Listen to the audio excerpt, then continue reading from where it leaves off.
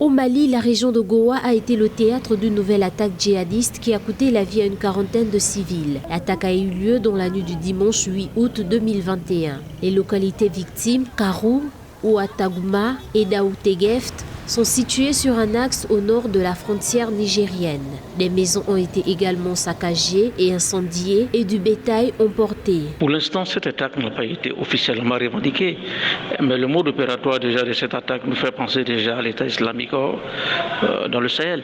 Il est donc important aujourd'hui pour les autorités, notamment des États du Sahel qui sont confrontés à la menace djihadiste, de pouvoir renforcer notamment le renseignement. Si nous optons notamment dans le cadre d'une approche préventive, nous pouvons alors notamment empêcher tous ces massacres de ces vies innocentes en tant que telles.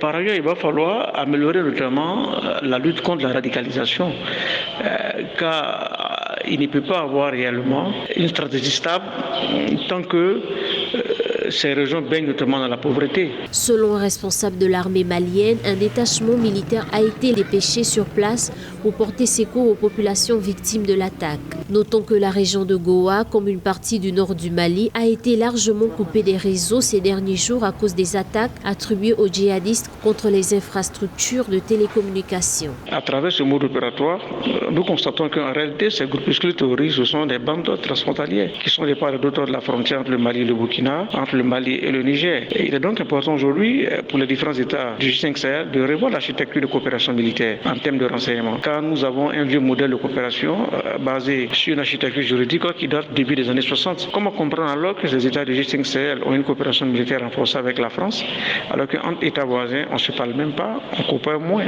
on échange moins de renseignements. Donc voilà autant de leçons qu'il va falloir tirer de ces attaques et de ces barbaries qui malheureusement emportent des vies innocentes dans une zone de plus en plus contrariée par la pauvreté. Rappelons que malgré la présence des forces onusiennes, françaises et étrangères, le Mali est victime d'attaques terroristes depuis 2012. Notons que le même jour, au Burkina Faso voisin, 12 soldats burkinabés ont été tués dans une embuscade.